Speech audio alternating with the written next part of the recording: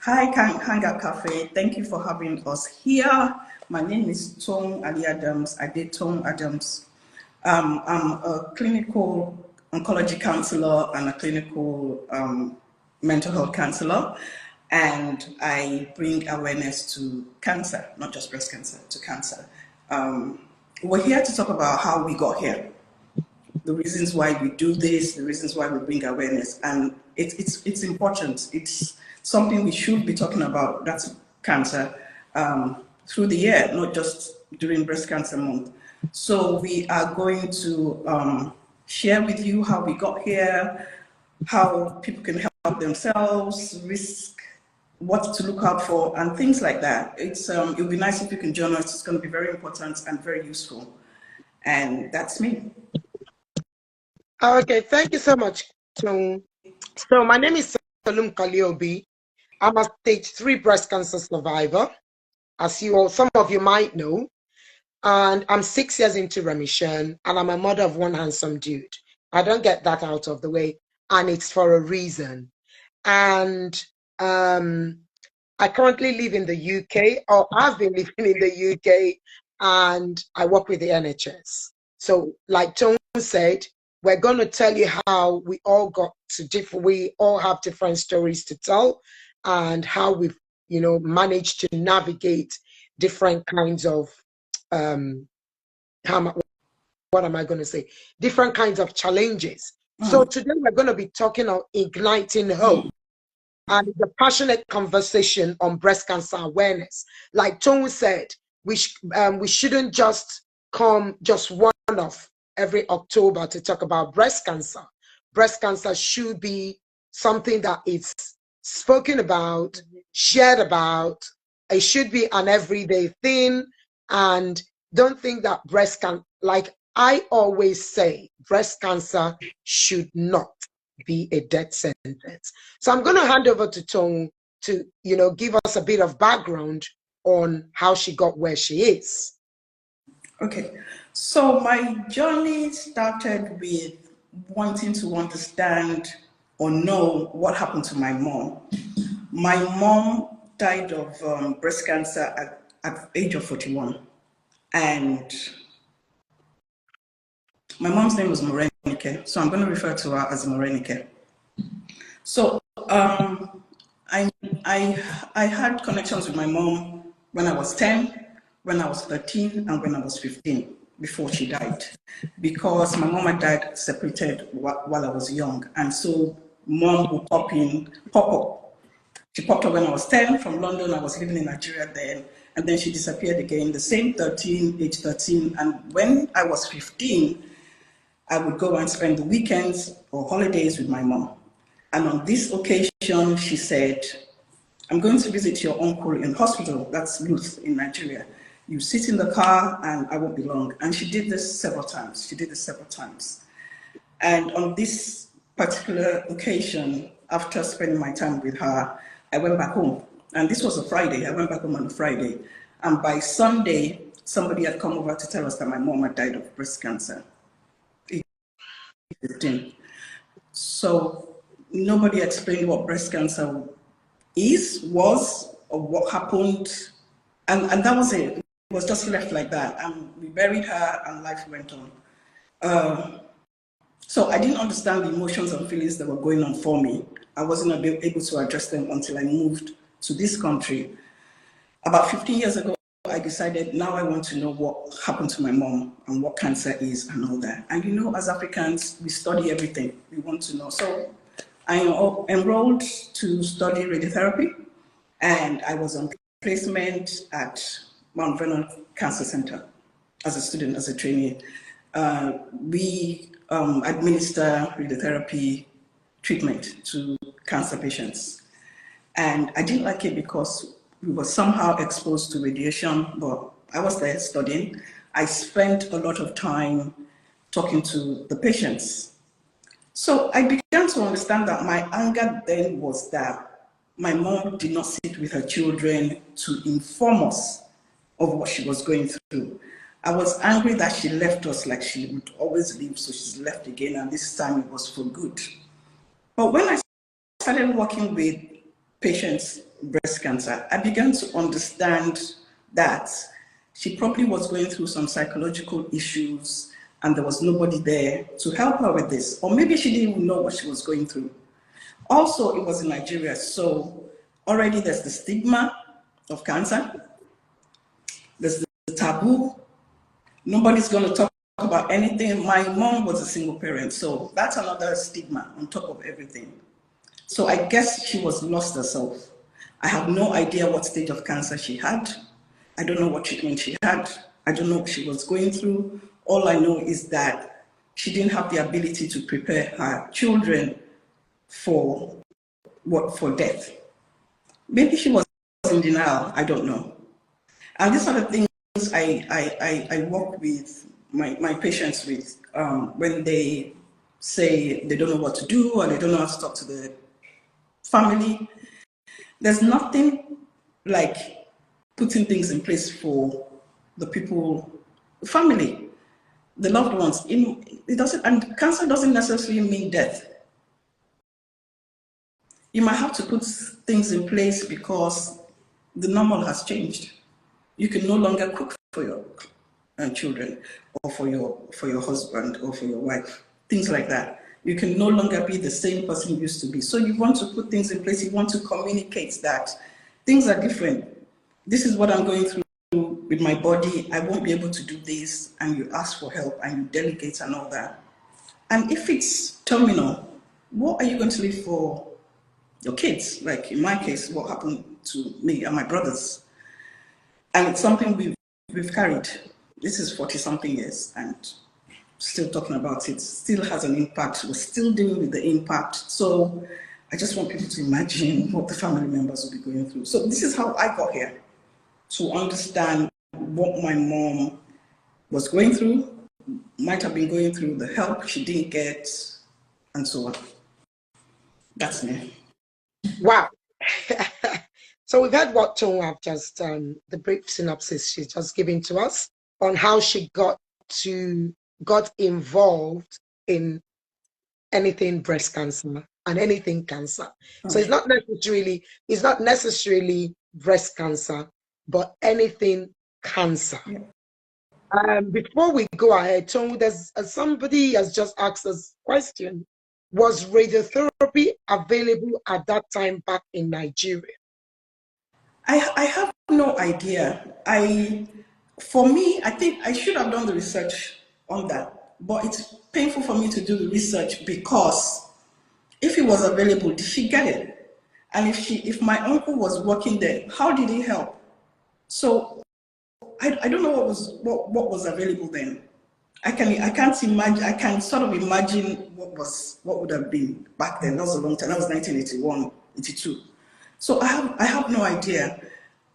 And from the results and people I've seen who have cancer in Nigeria, this is me referring to the person living, the lay person. Where's the treatment? Where is it? And this is 2024. What do we have? So if we don't have that now, I can't imagine what was available back then. So my answer is I don't know because she didn't share. Yeah. So we've got Dr. Saka online who says yes, radiotherapy will have been available, but we're not sure. Mm-hmm. Dr. Saka is online. We're going to bring him at some point to give us, from the medical side of view, what he thinks and believes. So for me, how did I get here? 2018, I found myself, March 2018 to be precise, Mother's Day to be precise, of 2018. I kind of found a lump on my breast. And I spoke to a friend of mine who is a nurse, and Dr. Saka. Dr. Saka, we'll come to that. We'll come to you. So I found, I spoke to a friend of mine who kind of felt the lump and said to me, it might not be anything, but she would advise I see my GP. So for the people not living in the United Kingdom, GP is called general practitioner. So it's just like the general doctors in any other hospital back in Nigeria. And to be honest, I'm going to advise people, don't do exactly what I've done, because you might not be as lucky as I've been. The main thing on my mind was I needed to go on my holiday, because I was going away on a girls' trip, and got ready, went away on my holiday. Luckily, when I came back, I'll say luckily, I got a letter to do a smear test, and I used one stone to kill two birds. Because if I hadn't gotten that letter, I would still not have spoken to my doctor about it. Cancer was the least thing on my mind. I've never even thought about cancer. So when I spoke to when I called in the GP and I booked for my smear test, by the time the lady was going to drop the phone, I said, can you hold on? By the way, I found a lump on my breast. And because of my age at that time, I was 45 at that time, she said I should hold on, and she spoke to the GP on duty, and the GP said I should come in immediately. Anyway, the long and short story of it was, I went in, I was referred for a mammogram, did a mammogram, same day did a biopsy, still no red flags for me. 24th of May, 2018, went in to see my, to get the result from, the test I'd done. Still no red flags, and the doctor said to me, the long and short story of it is you've got breast cancer. At that point, my whole life came crumbling. The only person I could think about was my son. I had no business with the rest of the world, because I was thinking, things would just be rumbling in your head. And I said, no woman is going to come train my child for me. No. So I said to the doctor, at the spur of the moment, immediately, I need the breast cut off. The man was kind of shocked looking at me saying that. And I said, yes, I need the breast cut off. And he was like, I haven't even told you the stage, the grade, all that. And I said to him, to be honest, I'm not really interested. But he went on. It was a stage 3 breast cancer, hair positive, and all that. And, gave all what he needed to talk about. And I said to him, I asked him one question, do I have a say in my treatment? And he said, yes. And I said to him, I want the breast cut off. And anyways, so we went through all that. And that's my journey. I did a mastectomy. I did a reconstruction. I had 10 cycles of chemotherapy. I did 33 days of radiotherapy. And today I'm here, 6 months in, 6 years into remission and still moving. I'm not 90 yet. When I'm 90, then myself and God will start negotiating. But for now, I'm here. So, Toun, over to you. I have a question for you. Okay. Because of the fear, okay, I'll start with this. In Nigeria, growing up, I would hear people say to a pregnant person, make sure you don't get cesarean, make sure you have the baby naturally. And then when I got into this field, I now hear, make sure you don't accept any chemo. Tell me, how was your chemo journey? And if people are saying to others not to accept chemo, do they understand the reason why chemo is part of the person's treatment plan? Okay, thank you for that question. So, number 1 is ignorance. Number 2, I would take it clearly now. I'm going to deviate a little bit. The Bible says, my people perish for lack of knowledge, which they do not understand. Even for the non-Christians among who have dialed in, if you don't have knowledge, you cannot move forward. Now, when the doctor said to me, I'm one person, I do not engage in Google. Because if you go to Google, Google is going to give you the worst of the worst of the worst of the worst results first. And as far as I'm concerned, it's human being like you and I who update the Google platform. Don't get me wrong, if there's some informations on Google that are fantastic. So now with people, yeah, I've heard people who say, I can't do chemotherapy. I'm going to die from taking chemotherapy. Hey, come on. Chemotherapy doesn't kill.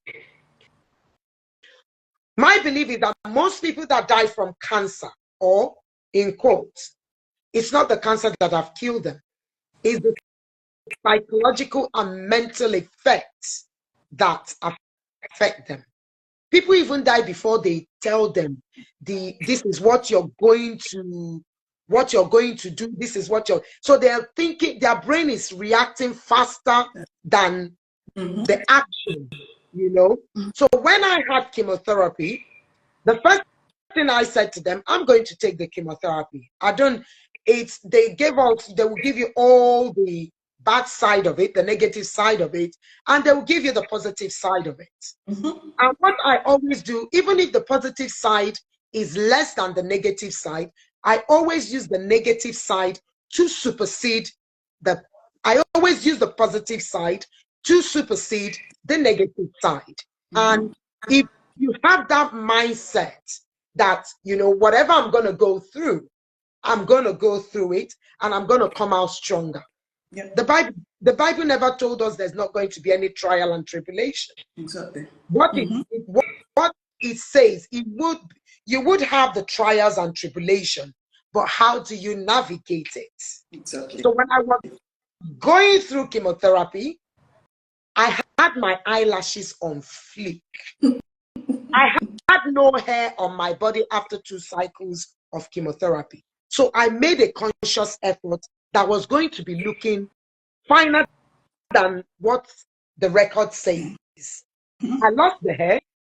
I wear my wig. I made sure I had the best of the wigs. So when I come into the chemotherapy suite, the nurses are always, wow, are you going for a party? I said, you've invited me for a cocktail, and you don't expect to invite somebody for a cocktail for me to come looking not dressed up. So I do my makeup, put eyelashes, my nails are on fleek. I had my nails on point, proper makeup, and I had the positive mindset, because I know if I had kind of not built up my confidence, I won't be able to go through it. Chemotherapy was the toughest journey I had gone through. It was the toughest journey I had gone through. And I made a conscious effort. I'm going to go through it with good pride and dignity. And I went through chemotherapy. Whilst I was going through chemotherapy, I never missed work. I was still going into the office, because I wanted to keep my sanity intact. The only days you will see me in the office were the first day, second and third day. After those 3 days, the 4th day I'm in the office. And my boss was kind of, I don't understand the kind of human being you are. You can take as much days off. I said, I don't need it. And for the simple reason for me, I wanted to keep my mental health on check. Because when you're sitting there, your mind is running helter-skelter and all that. So with chemotherapy, people's body are different. And because our body components are different, the quantity of chemotherapy they might give to Mr. A might not be the same quantity they would give to Mr. B. So it depends on the balance. But what I always say to people is, have a mindset. Don't look at what other people are saying, because you're not other people. You are you. And it's your decision if what you want to do. I'm going to add something about the chemotherapy treatments. When a patient is going through the cancer journey and they have chemotherapy, if the drug being given is maybe too strong or it doesn't work for their body, they speak up. And the oncologist might decide to change the drug. So it's not a do or die or this is it. You begin to communicate how you're feeling. Maybe your body can't really take on the chemo. So please stop discouraging people from chemotherapy if it is part of their treatment plan. Somebody said it's so interesting. Chemotherapy actually helped me so much as I have multiple sclerosis. The chemo took always my 24/7 chronic pain away. You see another dimension. So it's not like people will say, yes, they say it kills the good cells and the bad cells, but at the end of the day, there's still a positive part of it. Because I know so many people who have taken chemotherapy and they're still alive. I know so many people who have done kind of a holistic kind of treatment, and today, unfortunately, they tried the holistic type of it. It didn't work, and by the time they found out, the cancer had progressed to a higher stage. So it depends. It's just the body. Some people might try the holistic and come out and say it worked for them. Yeah. I'm not discouraging anybody, but it's you, it's your health, it's your body. You decide what you want to do with it. Okay, thank you. So I'm going to ask you a question now, and it would be from, will I say, it's not from the psychological point. Yeah, it will be from the psychological point of view. Now, I'm going to use Nigeria as a statistics because everything I do, I focus on women in Nigeria. Now, why do you think that the Nigerian women are not speaking up? Or Nigeria, both men and women. I think they're not speaking up because cancer can mean death for some people. When they hear cancer, it is equal to death. Also, maybe they've experienced people who have had it and haven't said anything and they've just managed it and died or something. You know how Nigerians are with stigmas and taboo. It's not just cancer, it's other things like I spoke earlier about cesarean and all that. I really don't understand why we would rather hide things and everything has to be perfect. I don't understand where we got that from. Also, knowing that it can kill us, I don't know. But I know it comes from maybe my parents' or my parents, whereby there's some things you don't talk about. There's some things you hide. And also, if they don't know about it, I think that too can be an issue. And I think that's why we're bringing awareness. If they don't know, if they feel they have no control over it, if they don't know what it is, if they don't know why people get cancer, then they can be avoidant. And it's out there, but I still don't get it. And I think this is why I do my videos. I don't get it. I don't know what it is. Well, it's out there. We're bringing awareness, but still people don't speak up. It could also be that the treatment is not available in Nigeria. I don't know. What available? Is it available to everyone, like here in the UK? I don't know. It could be that. Okay. My own point of view, because I deal with a lot of women in Nigeria, people tend not to speak up because I come from the eastern part of Nigeria, where I don't know about the West and any other culture, but it might be the same, where if my child wants to go and marry from another family, the first thing they want to do is to find out about that family. Now, they start saying, don't go and marry from that family because their mother had cancer. Stigmatization. Don't go and marry from that place because they die from this type of disease. So that alone puts a closure to people coming out to say they've got they've gone through X, Y, and Z. It's just like today, if my son wants to go and get married, nobody's going to come out and be, because people hear me shout. The world knows that this is what I have gone through. It's part of my story. It is not me. It is my story, and every single human being has a story to tell. So it is part of my story. So you're not going to penalize my child. because I've gone through cancer and his life wouldn't move on. Yeah. So women need to start to speak up. They need to start to, you know, say what it is, say it the way it is, and don't even think about what's going on. Because if people during the days of Jesus, they could talk about Jesus, gossip about him, more or less mere mortals. You shouldn't be worried about what people are saying.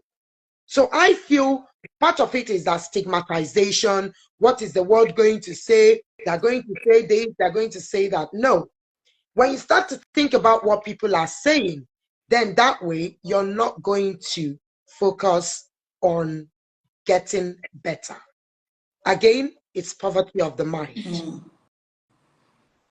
Yeah, thank you, Dr. Saka. Yes, ignorance, poverty, and fear. Absolutely. What about loneliness? What about loneliness? Yes, loneliness is part of it. But again, if you don't speak out, and I'm going through something now, and Toun, you don't know, I'm dying in silence, because you can only come to me and see how you can help, not necessarily helping me. When I was going through the journey, I had people who did shopping for me. I had people who came to say, oh, can I help you with your laundry? Can I do this? You feel that inclusiveness is very important. Not to say that, I always say when you're going through any kind of journey, eliminate the negative people around you and deal with the people, the positive people that will give you positive vibes. Yes. And that will encourage you to power on and go through the journey. It doesn't matter who the person is, even if it's family, keep them at bay until you finish the journey. Someone like me, when I was going through the journey, my parents didn't know.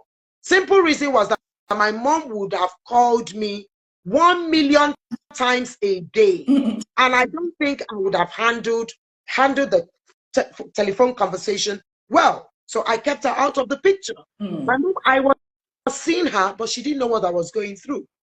I was going through chemotherapy. I go to my sister's house, wear my wig, do makeup. She didn't know I was going through anything until I finished my cycle of chemo before she knew. So that way, I kept my mental health at check. So we're going to talk about, you know, when we talk about breast cancer, we only talk about the lumps. The lumps are the most common thing you can find. But there are about 12 signs or symptoms to look out for in any kind of in your body. People should know, you should know your body by now. Yeah. You should. So you agree, Abby? Definitely. 100%. Yes, you should know your body by now. So when you see those things that are not there, that shouldn't be there, you shouldn't be. Lumps are the most commonest ones you can see. But there are some hidden ones that when you don't see, maybe by the time you're getting unwell, you're getting this, you're getting that, by the time you get to the doctor, the cancer is advanced. Yes. And cancer spreads like wildfire. Cancer doesn't wait. Cancer is not even going to check, are you a Christian? Are you a Muslim? Are you a Hindu? No. Are you black, white? No. Are you rich, poor, middle age? No. It's not going to look at that. Cancer is cancer. It is what it is. And cancer does not say, okay, I'm going to be, because some people will say, what did you do that you had cancer? No. It can happen to anybody. And there are some signs you can look out for. Signs like bumps. You can look out for signs like bumps. You can look out for thick area. On your breast, there can be some places that are thick.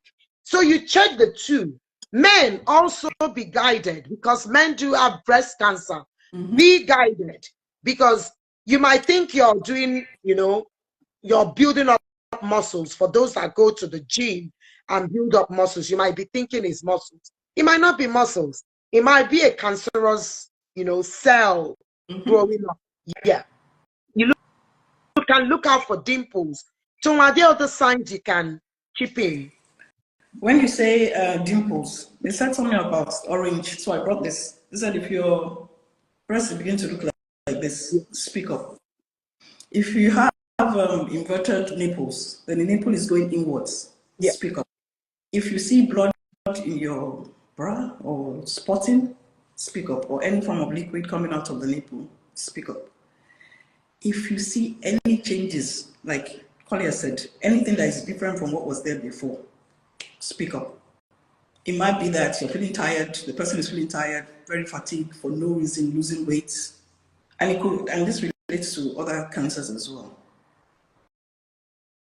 The mammogram, attend your mammogram, and sometimes they say because the breast is dense, they can't find the lump. So there are different things. I can't think of anything else at the moment except for... You also have what is called the growing vein. So you can see veins. Okay. Yeah, you can see veins growing. You must speak up because you never can tell. Veins. Then, please, you're under your armpits.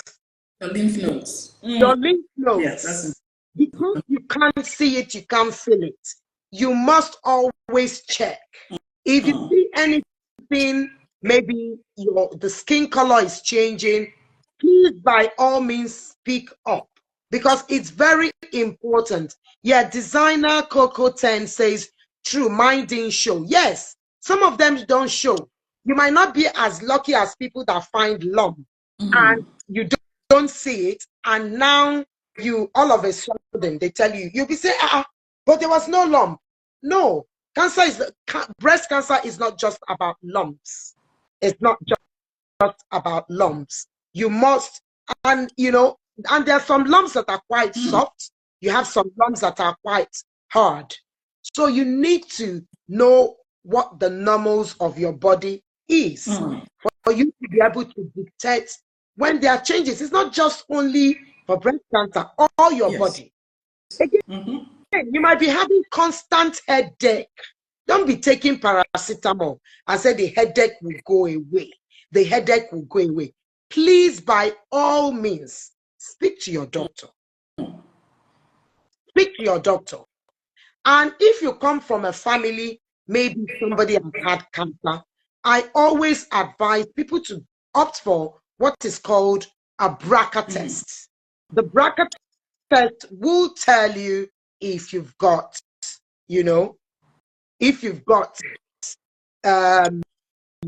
traces of cancer. Every human being in the surface of this earth has a cancer cell in their body. Every human being. Dr. Saka, if you're there, would you agree with us? Every human being has a cancer cell in their body. And unless it triggers, that's the only time you would know. Yeah. So we all have cancerous cells in our body. So it's when it manifests that we see it. Please don't come here and be telling us it's not your portion. God forbid. Take it and keep it to your side. Let people that want to learn. It's very important. Yeah. And so I'm going to ask you, so why is the stigma so strong in our community? Our people are aware that no one chooses to have breast cancer, especially in Nigeria.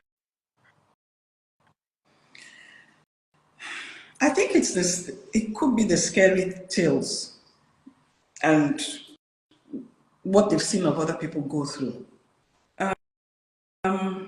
Because, as you know, it's not easy. I think I understand their fear, but they can't let the fear take over. Even when you're supporting other people, the fear is not going to help anyone. I think there's always a stigma with something in Nigeria. There's a stigma. I think there's a certain way people are meant to be, but it's all lies. It doesn't make sense. But with cancer is because sometimes we feel we can't control it. There's nothing we can do. If there's readily available treatment for everyone, maybe If there's mammogram rolled out for women, maybe there won't be so much fear. Because if that's there, then there really isn't 100% not anything to fear about, but it's hidden as well. Yeah. People travel abroad for the treatments or for the test and all that for mammogram. If it's available there, then maybe it will be open to everyone and it won't be anything to fear. And also, other people don't help when they say things like, "It is not my portion." I know Christians who have had cancer, and they pray that they pray about everything. They pray about the consultant and everyone that it goes well. It happened. It's happened.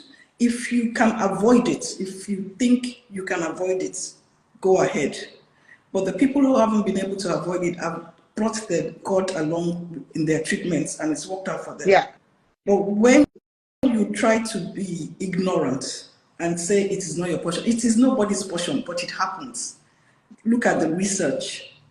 It depends age or if it's the genes and all that. And these are things we can't control. Everyone's going to get old.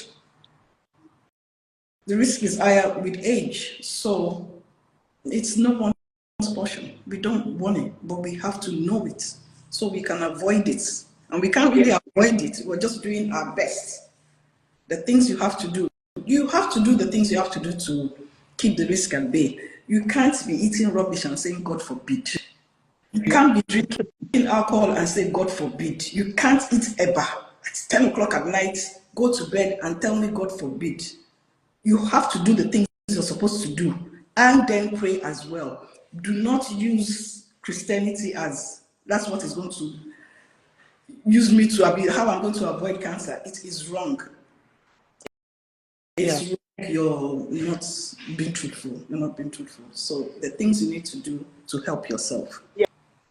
So somebody says, back home in Nigeria, isn't it also a financial thing? Unlike the blessings of the NHS here, treatment back home involves cost, and the cost of living has been going on there for years. It's so sad. I will address that.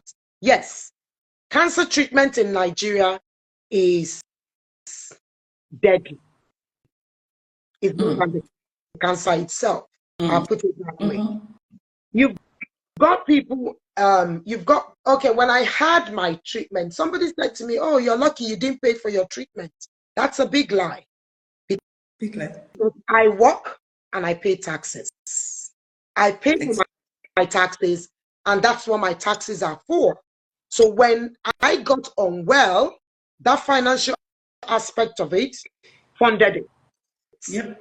Unfortunately, back in Nigeria, it doesn't happen that way. So when people, it's so sad, because I'm going to put it that way, that some doctors take advantage of cancer patients in Nigeria. That when somebody has cancer or somebody has been diagnosed of cancer, the first thing they are thinking about is how much they are going to make from that person, and which is not a good thing. Because if somebody's been diagnosed of cancer and you're giving the person a bill of 10 million naira, you need to first of all look at that person. And can that person afford 100,000 naira? That's your first question.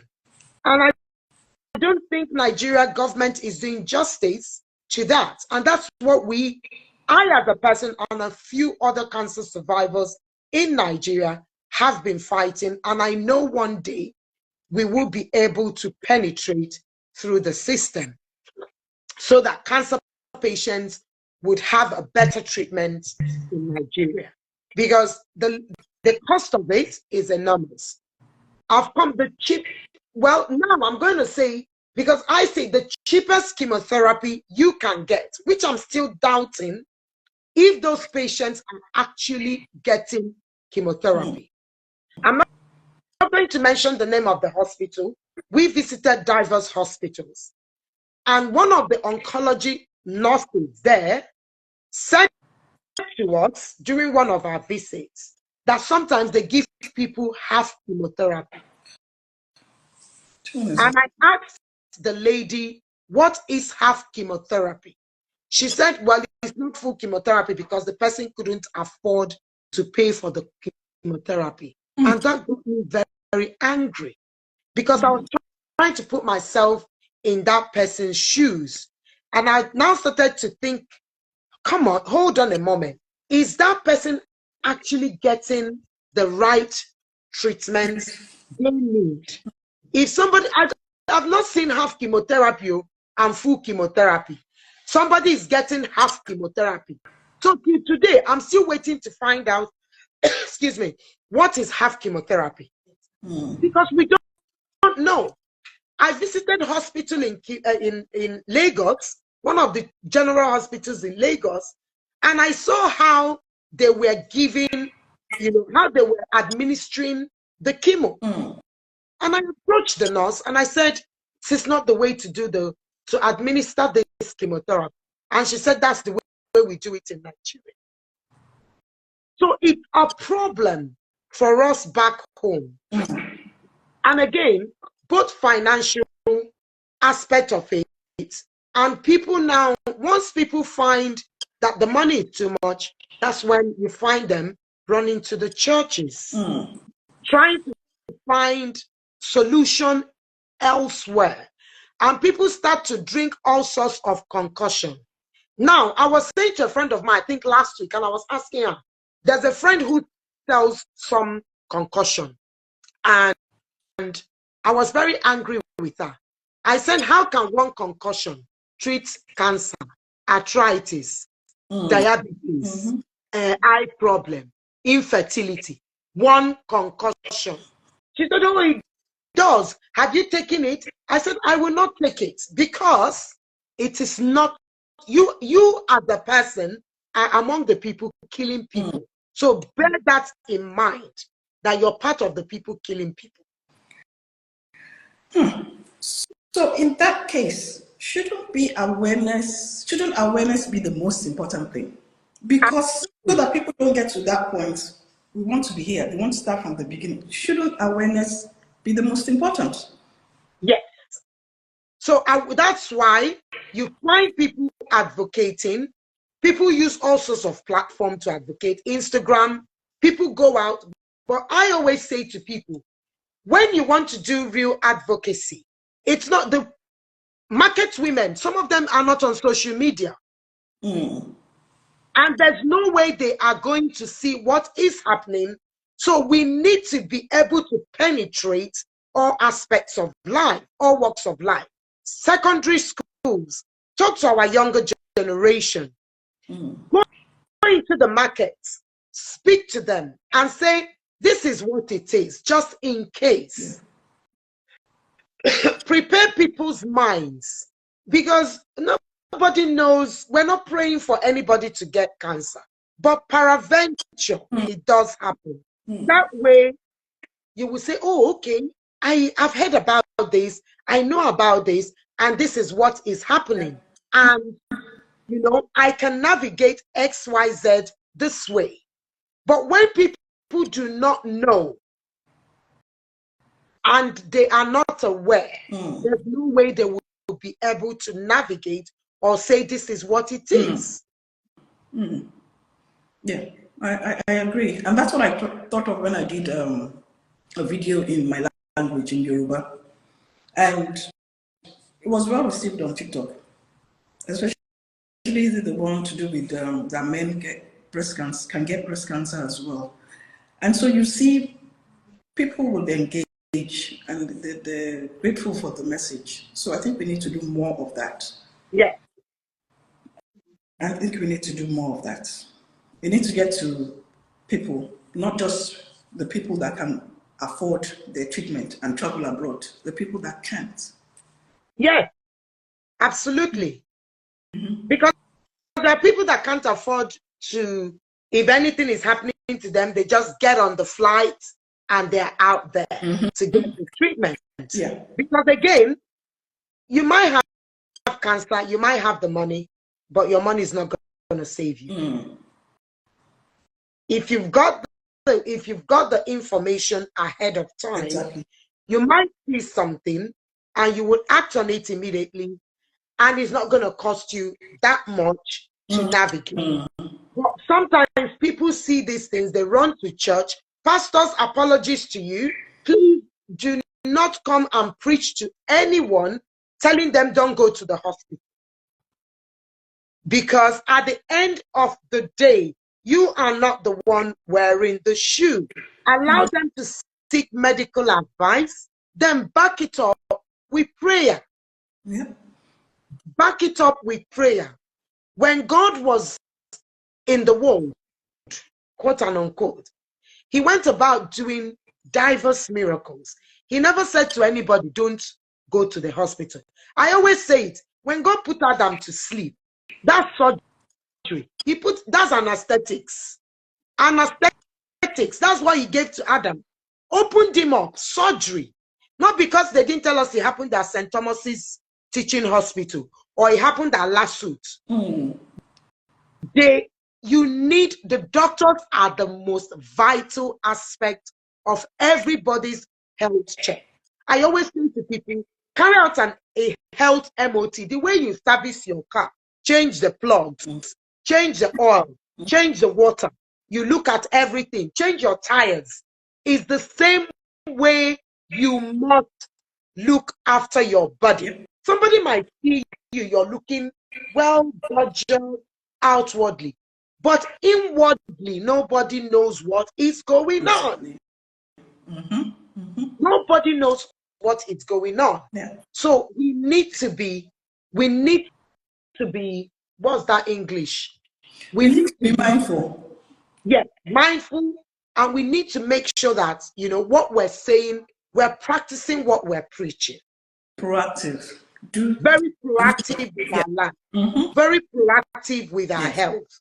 So, is there any other question? We need, if Dr. Saka is online, please, doctor, can you jump on? Because we need to ask you a few questions, the medical aspect of it. We need to ask, while we're waiting for Dr. Saka to come on, let me ask Toun, based on, because Toun is a psychologist. Toun, in Nigeria, some women with, have different, there are difference to cancer, the difference between cancer in Nigeria and difference between cancer in the UK. Can you imagine the psychological issues that will never be addressed in the both continents? Before cancer, with other aspects of their life, psychological issues are not addressed. Psychological issues of there being no light and normal amenities are not addressed. So can you imagine what the person will be going through when they have cancer? When they have fear and they feel shame and they have anxiety and they're depressed, they probably cannot detect or tell you what's going on for them because they're thinking of, I don't want to die, my kids, I have no money and all that. That's trauma on its own. And this same person has to deal with cancer. That's just unbelievable. Yeah. I don't know how they do it, but as Nigerians, we're resilient. Yeah. We're strong. We want to deal with things. So we will not be thinking of psychological issues. We just want to deal with it and go for it and fight it and whichever way and take the concussion. So maybe psychological issues don't come to the forefront at all because they can't even acknowledge what they're going through. Good afternoon, sir. Good afternoon, ma. Good afternoon. Doctor. So we're going to rope you in dangerously. It is well. It is well. Yes, you're going to defend your profession now. So somebody said, I can confirm from family experience that doctors in Nigeria sadly make money off patients. Please make sure you do a thorough check on the doctors and hospitals. That I completely agree. And why I agree is I had somebody who called to say they are going through XYZ, and we said, can you go and check? You would not believe that the doctor that diagnosed, that gave her the first diagnosis was a dentist. And that got me very mad. Hi, Zainab. got me very angry. And I now wondered, why would a dentist, I know you all read medicine, but at the end of the day, Dr. Saka, you will guide us, please. When you all read medicine, my understanding is by the time you want to specialize in some areas, you do take some specialist courses. So you deviate. Doctor, please, can you take on from there and guide us? So I think this is a two-edged sword. It's not just the doctors, it's also the people seeking advice. I hate to say this, sometimes you get what you pay for. Okay. If you know you have a problem, go to somebody that you think knows about the problem, rather than anybody that says I can deal with the problem. There are lots of people that call themselves doctors that are not doctors. I don't know if anybody realized, about 2 months ago there was a chap that was arrested. I can't remember. It's in one of the southwestern states in Nigeria, that was proposing that he could do lots of things. But anyway, he got arrested because, yes, I can't remember the whole story. He was not a true doctor, but he was running a hospital like he was a doctor. Several months ago as well, there was also another place where there was a nurse that had set up a hospital, who herself wasn't even a fully qualified nurse, but was a healthcare assistant who had been working in the hospital and had seen the way things were done. Actually, this person did CS and all what's not. So if you go to the wrong practitioner, you will get what that practitioner knows and the limit of the knowledge. Unfortunately, I hate to say, healthcare in Nigeria is not cheap. So Nigeria is not a cheap place to be ill and unwell. Having said that, Nigeria is also a very good place because there are lots of things that are happening in Nigeria. Some of the things that some people may not even have access to, even in the Western world, you can get it in Nigeria. It's just that you need to have the money. Money talks. A dentist may be able to diagnose a cancer, but it all depends on what cancer we're talking about. A dentist should know about everything in the mouth and in the throat. Yeah. So a dentist may be able to diagnose it with oral cancer. So a dentist may be able to diagnose lip cancer, tongue cancer, throat cancer. But if a dentist is diagnosing breast cancer, then we need to define, is that breast above is that breast above the neck? Or how did the dentist manage to find his way from the limit of the mouth to where the breast is? Yeah. Okay. Yeah. So it's that's very, very important. Like what doctor has just said, what you say is what you're going to reap. So if you go to the wrong person, you're obviously going to get the wrong information. So that's where speaking up and asking questions are very vital. So, doctor, from your own little, well, let me not say little experience, from your own experience, what advice would you be giving to people who are not even going through cancer at all, who haven't even been diagnosed with cancer at all? So I think there are a few things that you and Tom have touched upon in terms of cancer. I think the first and foremost, is ignorance.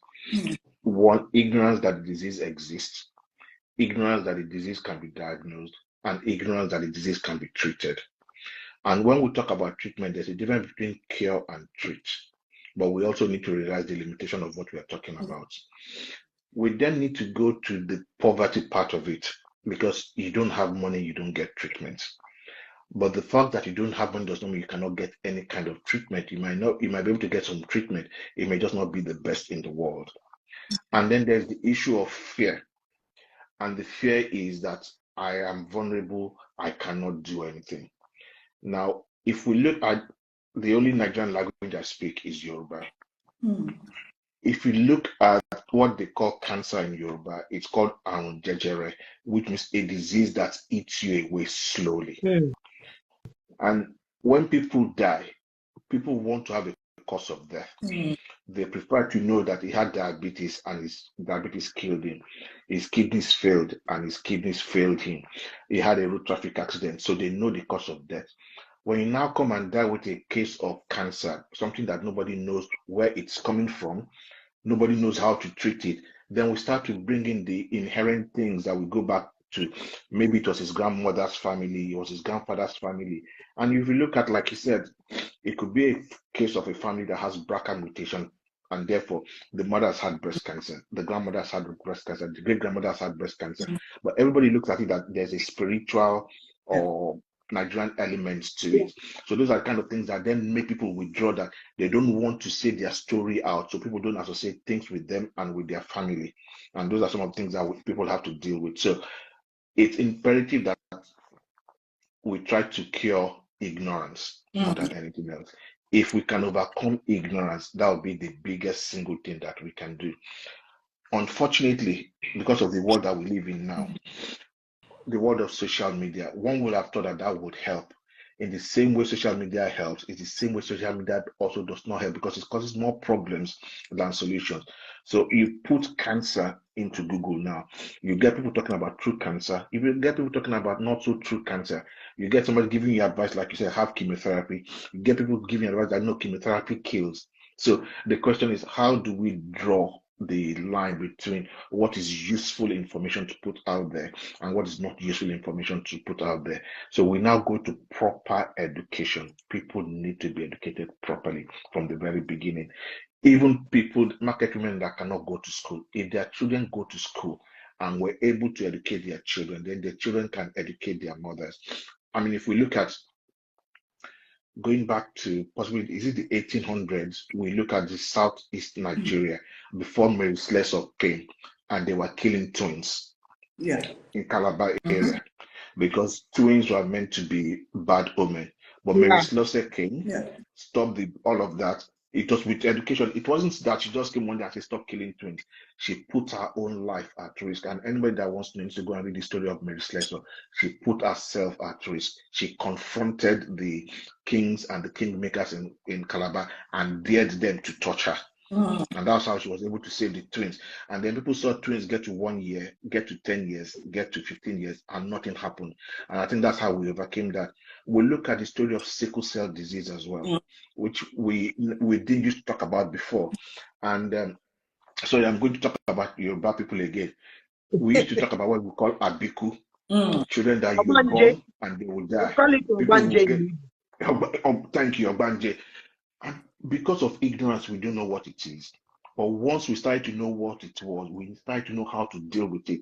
And some of it, yes, you start to look at, it may well be that the simple cure to sickle cell disease is to make sure that when our children are getting married, make sure that AS and AS do not marry, irrespective of the love they have for each other and the faith that we think that we have.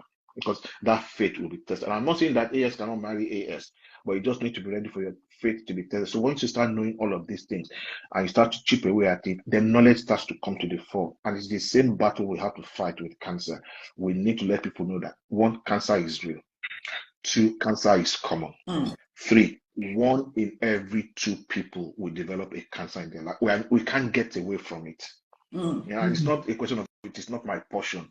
It should be that we should be praying that if I do get it, help me that it is diagnosed early and I fall into the hands of the right people. So when people say they are going to hospital because they have cancer, the prayer should be that the doctor I see should be someone that has compassion, someone that knows what they are doing, and help me go to the hospital at the right day, not on the wrong day that the wrong nurse will put the wrong needle in the wrong vein. So that's what our targeted prayers should be. So cancer is common. It is out there. 1 in every 2 people will develop it. It is treatable in majority of cases. If you pick it up early, it is curable as well. I like that. Thank you so much, Doctor. Dr. Thank you so much. This is very, very insightful for us to know that cancer is real. It's not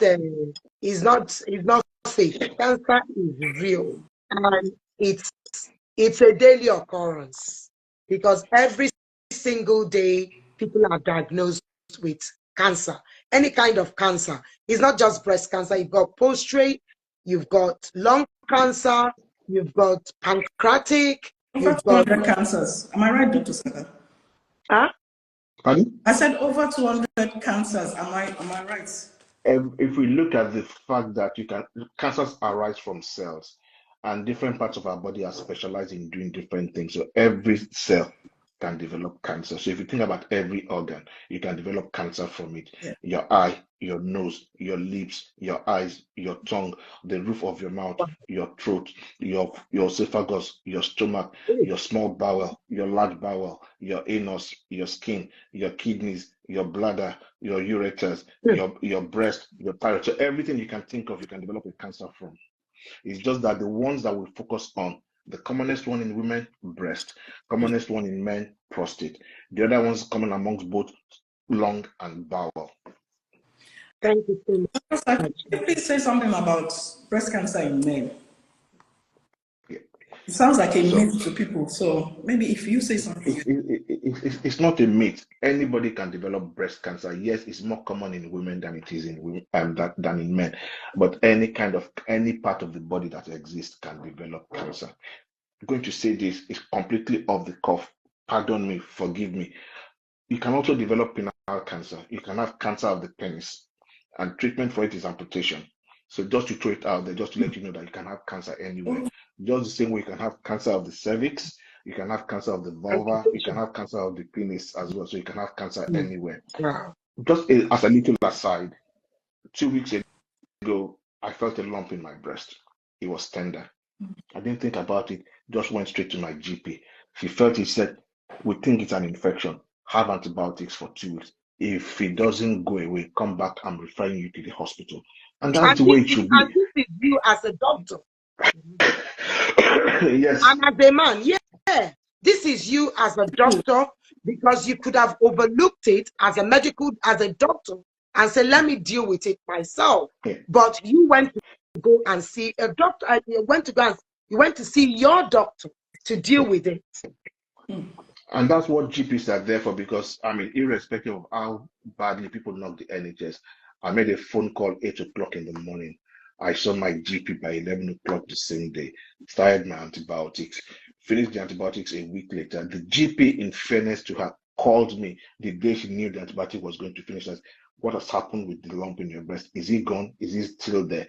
Do you want to come back and see me? Do you want me to refer you?" And this was just, if you think there's a problem, ask the right person that can deal with the problem so they can sort it out for you.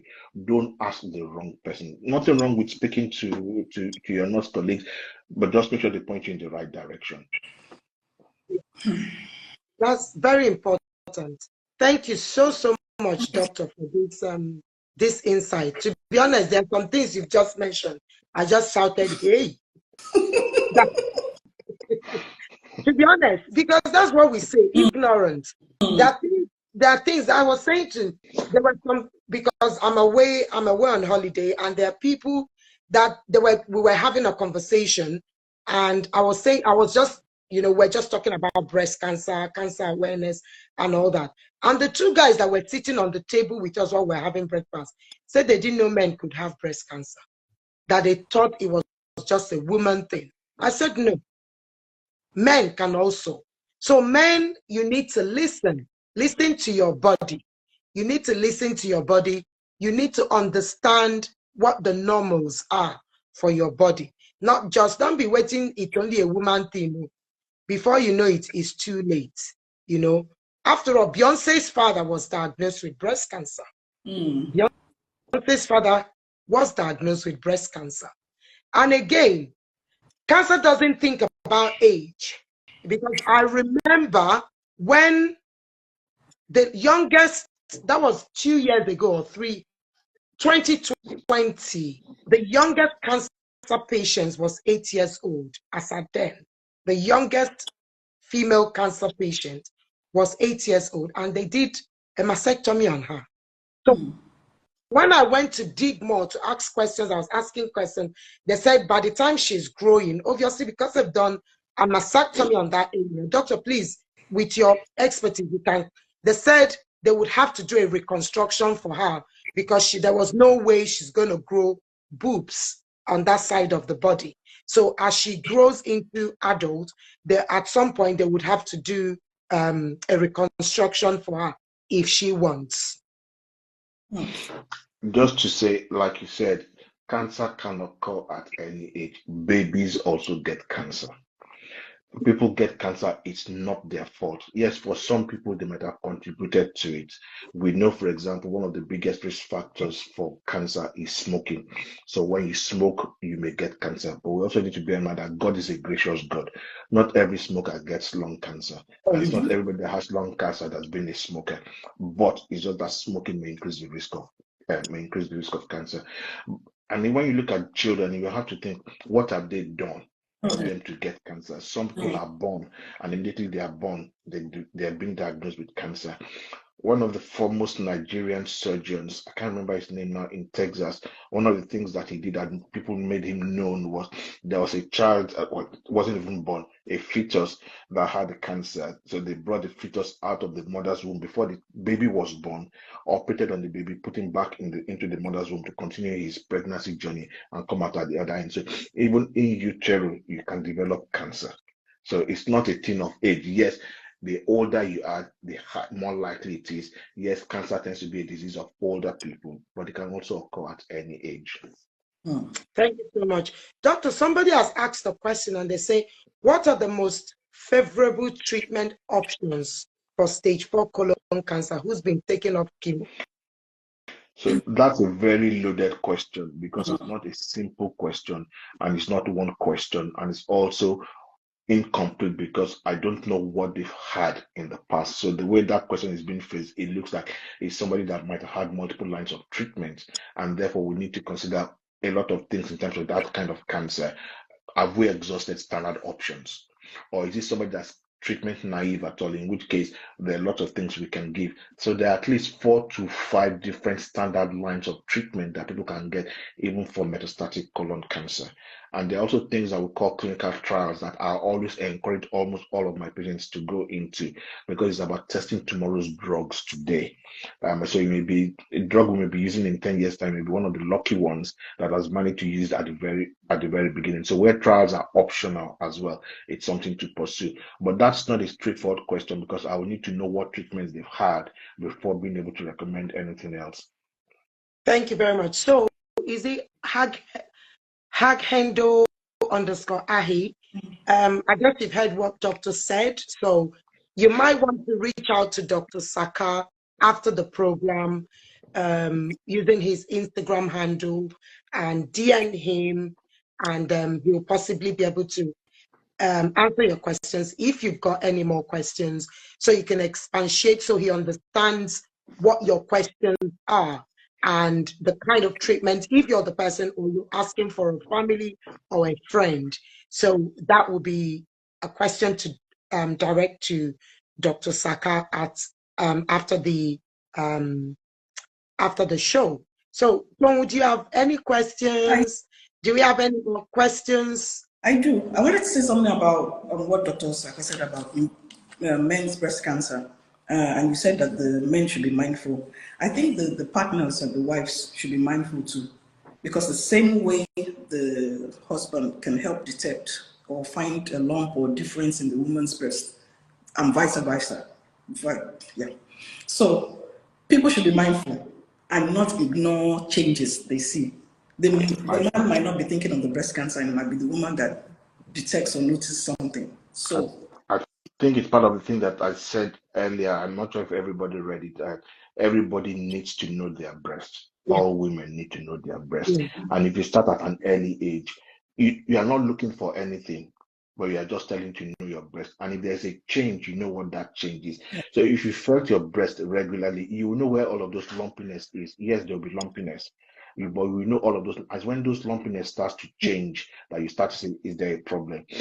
And perhaps the best way to do it is at the end of the period, stand in front of the mirror, put one hand behind your head, and use the other hand to feel the rest of the breast. Use the nipple as the focal point to divide the breast into 4 different parts, and feel each quadrant starting from the outside inside. So, and then you do the same thing on the other side, and then also look at the breast because, like Kolia said, sometimes You may not feel any lump, you may not see anything, but sometimes by looking at the breast, you may suddenly see that one breast is dropping more than the other. You may see, like Jones said, one part of your breast looks like an orange. You may look and see that the nipple is inverted. And for those that are also married and have partners, get your husband to know your breast. Sometimes it's actually the husband that's diagnosed the breast cancer for the wife rather than the wife notice it itself. And just like Don was saying, in the same way, women also know your husband's breast. Don't think it's all just spec and the guy is pumping iron in the gym. If there's a problem, you may be the first person to feel it as well. Yes, we have touch, look, and feel. Very important. TLC. Very important. Can I say one last thing? Tom, before you go, doctor, please, there's a question. It says, with me having remitting MS, I think it's menstrual cycle, well, I have been invited to join treatment trials for blood. Should I join? That's somebody's question. So the way we always answer questions with trials is that I will never say yes or no to anybody, because at the end of the day, decision is yours. But it's always important, get the information about the trial, read through. If there are any questions, you can then decide yeah or nay. I am always pro trials, but I also don't want somebody to say just because I said you go and do a trial, there are some trials that are rubbish trials, although many trials are designed in such a way that it's not meant to be rubbish. At the end of the day, in any trial, the person who is going in the trial has the final say. You may say today, I want to start the trial, and tomorrow, just before they put in the, I say, I don't want to do it anymore. And nobody can force you, and it does not change the way that you are treated. But sometimes when you read some of those information about the trial, you actually say, you know what, this might actually be beneficial to me. I mean, if we go back almost 20 years ago, I think it was only this week, for people that have had breast cancer that decided 2 positive, for example, we were only last week celebrating the anniversary of Herceptin, which is one of the drugs that changed fundamentally the outcome of breast cancer. So when we were doing it then, people would have thought, why should I go into a trial with a drug that we don't know what it is going to do? And it is where we are 20 years down the line. We're saying that this is a fundamental game changer when it comes to breast cancer. And it's the same thing we talk about Avastin, which is another drug that's been used in breast cancer, and we're trying to get approval for in some other cancers as well. So when trials come along, they may be very, very beneficial. So it's always useful to read the information about it before making that final decision. Thank you very much. That's very important, because that happens. Is it? How do you pronounce? How do you say, doctor? Herceptin. Herceptin, yes. Yes, that drug is very expensive in Nigeria. For a cancer patient in Nigeria that have to have that drug, I think you're looking at 1.6 million for one day. But if you're in the right place at the right time, there are different foundations that are actually providing it. So we know that the Clinton Foundation is working with Lutz to give people who've just had surgery, breast cancer, and require Herceptin, they will get it free. If you're in Lutz, if you're in Lasut, and if you're in Abuja, and it's something to inquire about. Yes, it's like I said earlier, treating cancer is not cheap. I mean, Herceptin, relatively in the scheme of things, actually is a cheap drug.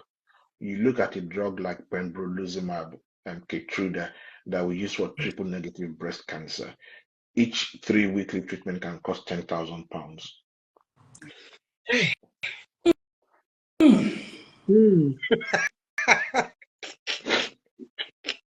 Oh my days! So people, you are hearing it. It's not just because our dear nation, Nigeria, wants to be expensive. So even in the UK, you're talking about £10,000. Don't calculate it. Don't calculate it. So please, the most important thing is the advocacy, be proactive about your life, your body, everything. Then somebody has asked, what are the common foods to avoid? I personally don't think there are any foods to avoid, but eating in moderation is very important. Like Tomu said, you can't be eating pounded yam at 11 p.m. in the night. And when you finish, you're going to go and sleep. And it's something you do Monday to Monday. Your body is not digesting it. It's not only just for cancer, but for other kind of illness. It's not just for cancer. but for other kinds of illnesses. Doctor, please, do you have anything to chip into this, please? Like you said, we know what to eat, we know what not to eat. And there are lots of good guides in terms of what you should be eating. First and foremost, it should be a balanced diet. There should be a balance between your protein, your carbohydrate, your fats and oils, and your vitamins. Two, you need to eat the right food at the right time. But more importantly, let us try to avoid over-processed food. So sausages, bacons, there's nothing wrong with it when you go on your holiday in Greece. But if it's something you start to think I have to eat every day, then we need to think about it. But if it's something that is only July when you go to your holiday in Greece, and yes, you want to spoil yourself and have a bit of fun, that's fine. And I'm not against sausage, I'm not against bacon, I'm just using that as an example. But just eat things in moderation. Make sure that you eat enough fiber. Make sure that you eat food that makes you go to the toilet every day. Make sure that you eat things that are balanced, that are energized. People talk about lots of things. I think a few months ago, somebody was asking me that somebody said women with breast cancer should not eat yam. And that is just because in a study done several years ago, there was a postulation that some yam may carry a higher level of what we call phytoestrogen, but that does not equate to cancer. But then that is knowledge, inappropriate, incomplete knowledge that somebody has extrapolated so much that is now breeding fear. But a lot of people eat yam and they don't develop cancer. A lot of people eat, and I like pounded yam. A lot of people eat pounded yam and they don't get cancer. So we just need to be very careful about it as well. Yeah, thank you so much. Yeah, that's very important, because I remember after my cancer treatment, I went to see an oncology dietitian, and she asked me what type of food I eat, and I gave her all the rice, yam, everything. So with her knowledge, she was able to say, this is the quantity you need to eat. This is the quantity you need to eat. She didn't eliminate anything for me, but it was in portions. It was because, we Africans, when we want to eat rice, if you don't eat 10 cups of rice, you're not satisfied, for example. So it's very important. And Dr. JBC said, attend your breast screening appointments. Don't miss them. Very, very, very important. Absolutely important. Don't say, because Joe Bloggs didn't go, I will not go. Your body and Joe Bloggs' body is not the same. You just need to do the right thing. Then there's something, Doctor, I'm going to ask you a question, because it's been one of the questions that I get, and people ask me, and I always say to them, I do not do drugs. Outside what my GP or my oncology doctor has recommended, you will not see me doing anything. Now, it's in terms of vitamins. People going through cancer treatments, are they allowed to go to the counter and just buy? You see people buying vitamin Z, vitamin this, that with calcium, vitamin this. But are they people in active treatment or after treatment? Would you advise we go over the counter to buy multivitamins?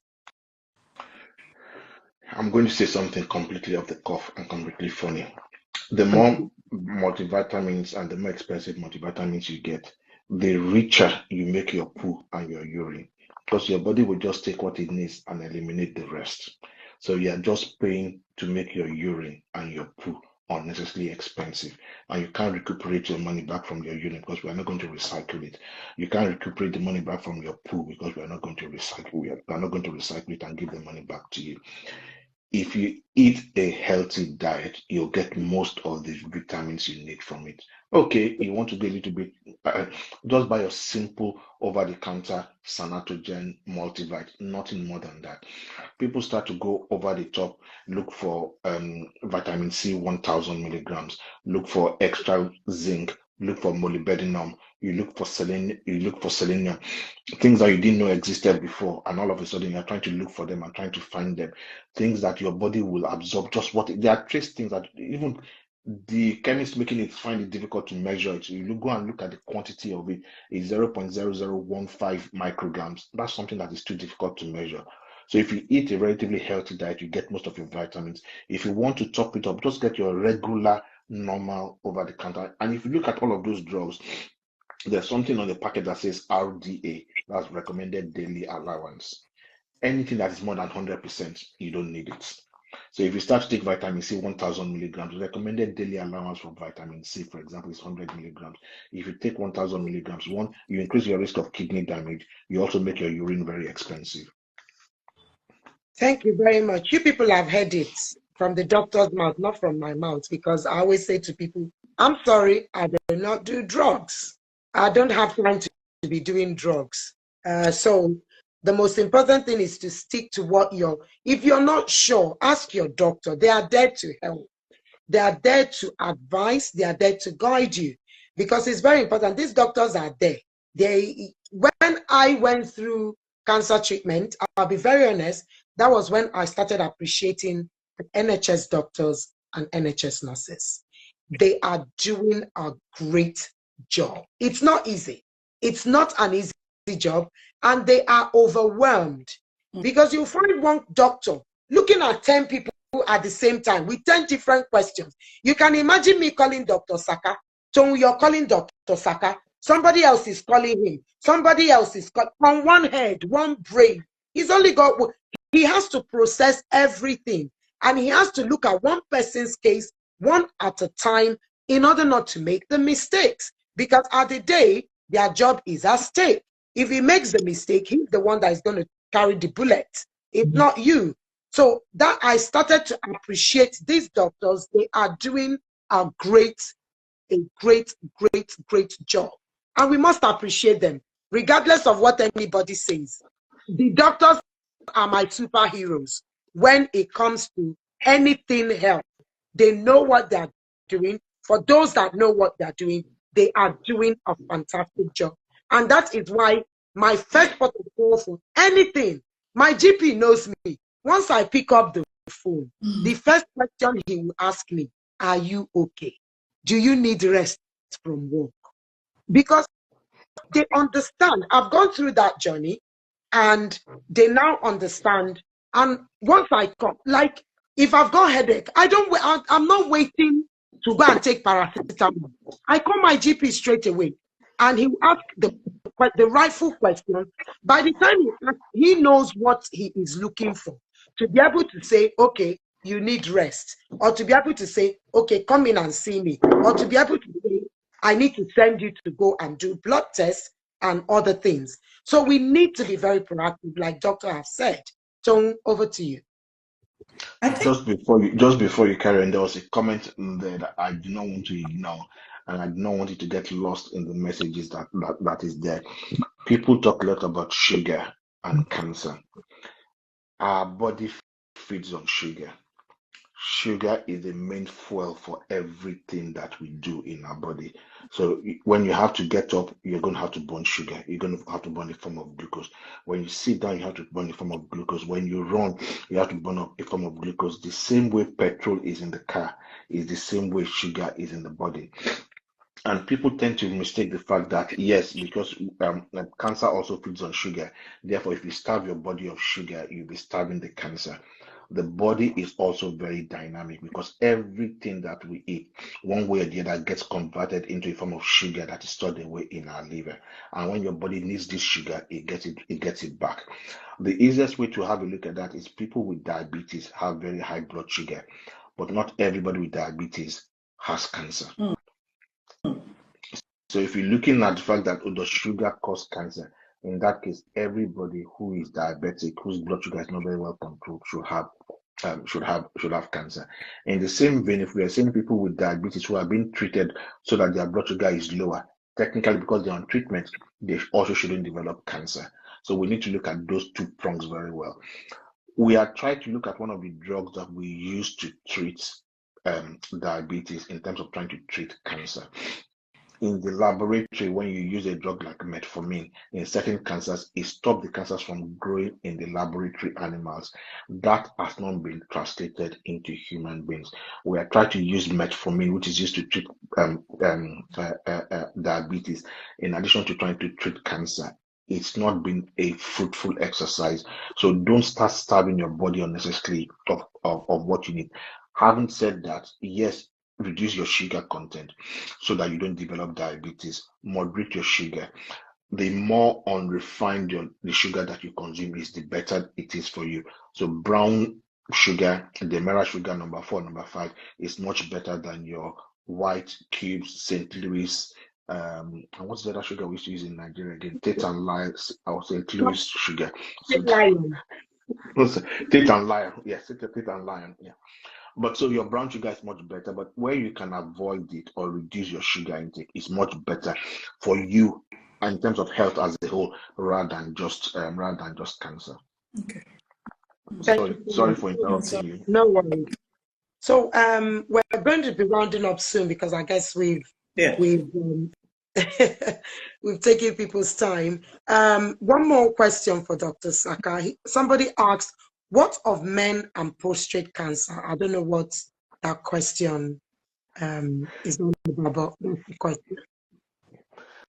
So November is Men's Health Month. So hopefully on Hangout Cafe, we should focus on some of the cancers that men do develop. But in terms of prostate cancer, yes, it's the commonest cancer in men. It's commoner in old men, but we're starting to see a run of it in younger men.